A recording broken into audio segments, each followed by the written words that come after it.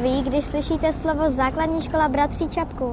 Základní škola Bratří Čapků, vybaví se mě jakoby nová škola po té škole Komenského a mám 2 děti, ale nechodili na tu školu Bratří Čapků. A na co se máme zeptat dalšího člověka? Jestli se jim líbí více škola Komenského nebo škola Bratří Čapků. Tak my vám děkujeme a nashledanou. Děkuji za otázku, nashledanou. Co se vám vybaví, když se řekne Základní škola Bratří Čapků?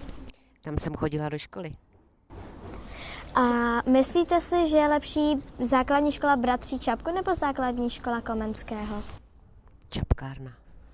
A na to se máme zeptat dalšího člověka. Nemusí to být kolem Základní školy Bratří Čapků. Kam lidi rádi chodí na kafe. Tak my vám děkujeme a nashledanou. Taky nashledanou. Tak dobrý den, chtěla bych se vás zeptat, co se vám vybaví, když se vám řekne Základní škola Bratří Čapků? Sami žáci, spoustu dětí. Mají tam jídelnu, nemusí přecházet, o tom vím. Mají vedle Ten je bazén, bezvadný, no. takže si myslím, že to mají děti kousek a dobrý. Pijete rádi kafe? Ano, Ano, ano.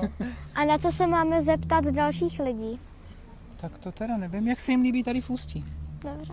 Tak my vám děkujeme za odpovědi a nashledanou. Nashledanou. Chtěla bych se vás zeptat, co se vám vybaví, když slyšíte Základní škola Bratří Čapků?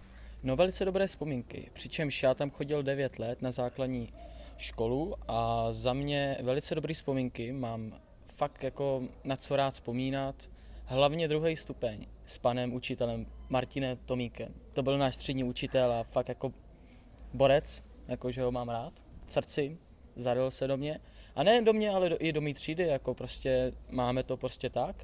No a prostě dost se tam toho změnilo, párkrát jsem šel na den otevřených dveří a jakože fakt posuny, pan Falta dělá dost, to musím uznat. A prostě přičemž já to mám ještě naproti baráku, takže super jako. A co se vám nejvíc líbí tady vlastně na Ústí? No, Ústí nad Orlicí, to je moje rodné město, přičemž mně se to tady moc líbí. Hlavně Andredichum je to velice dobré a mají tady nový parky, divadla, staví pod divadlem nový park a mně se to tady líbí, rodné město. Takže tak. A na co se máme zeptat dalšího člověka? No, to je otázka. Já bych se teda zeptal dalšího člověka, co potkáte, jaký má názor na počasí v dnešní době. Tak my vám děkujeme za odpovědi a nashledanou. Já vám děkuju moc krát, hezký den. Takže ahoj, chci se tě, nebo vlastně vás zeptat, co se vám vybaví, když se řekne slovo Základní škola Bratří Čapků? Škola? Taky škola. A co říkáte na počasí tady v Ústí? Docela dobré zatím. Až moc velký vedro. Takže ahoj kluci, chci se vás zeptat, co se vám vlastně vybaví, když se řekne Základní škola Bratří Čapků? No, takže vybaví se nám učení a hlavně tělocvik. Co se vybaví tobě? No, jakože skoro to stejný, akorát vybavím se jakože hodně kamarády z basketbalu. A znáš nějaké konkrétní jména? Třeba Krištof Suchomel, Krištof Kín a nevím, teďka se nespomenu asi úplně. A co se vám tady na Ústí nejvíce líbí? Asi náměstí. Mně se líbí asi Kociánka, celá taková jako velká hodně, no. Tak my vám děkujeme kluci a ahoj. Ahoj. Ahoj.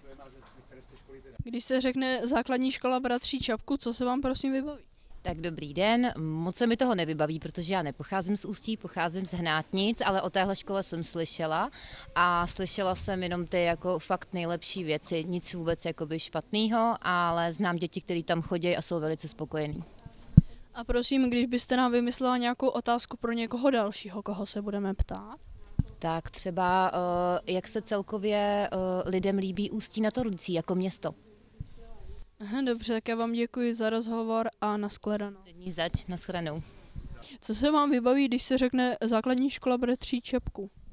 Bohužel vůbec nic konkrétního, protože nejsou odsud, takže vůbec nic. A jak se vám líbí město Ústí nad Orlicí? Jo, je tady moc hezká řeka, ale je tady hodně paneláků na můj vkus. Mohla byste prosím vymyslet nějakou otázku pro dalšího, koho se budeme ptát? Dobře. Na jakou základní školu hodláte dát svoje děti? Jestli přemýšlíte o nějakém alternativním vzdělávání nebo o klasickém spíš? Dobře, tak já vám děkuji za rozhovor a nashledanou. Taky vám děkuji, naschle. Co se vám vybaví, když se řekneš základní škola bratří Čapků v Ústí nad Orlicí? Vítě, děkuji za otázku, jak jsem říkala už dopředu, já bohužel nejsem místní, takže nevím, co by se mi mělo vybavit o základní škole, ale věřím, že mám místní město ráda, takže věřím, že i místní základní škola je plná super učitelů a super žáků.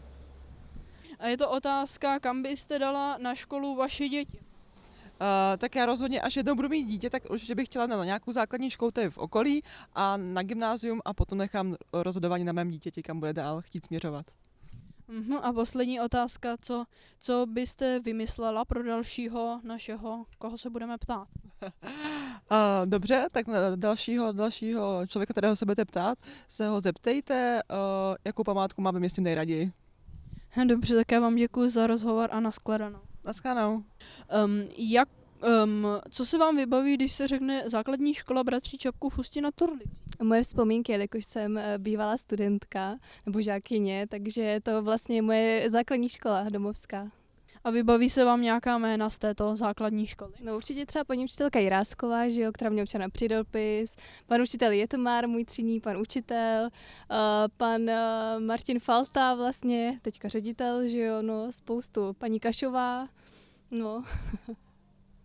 Jaká památka v Ústí nad Orlicí se vám líbí nejvíce? Asi Roškotovo divadlo. A nakonec poslední otázka. Jakou otázku byste vymyslela pro další osobu, kterou se budeme ptát? Takhle rychle. Jakou kávu v Ústí má nejradši? Dobře, děkuji. Tak jo, nashledanou. Naschanou. Co se vám vybaví, když se řekne základní škola bratří Čapků? No, vybaví se mě škola, co by se mě jiného mělo vybavit? Dobře. A otázku od minulého, koho jsme se ptali, vám navrhl otázku. Jaká je podle vás nejlepší kavárna tady v Ústí nad Orlicí? Já kávu nepiju skoro, takže nemám přehled. Nemám takový přehled. A nakonec, jakou otázku byste vymyslel pro dalšího? Jak se převádějí auta? Potřebuji převíst auto. Dobře, děkuji. Tak jo, nashledanou. Děkuji, těšilo mě.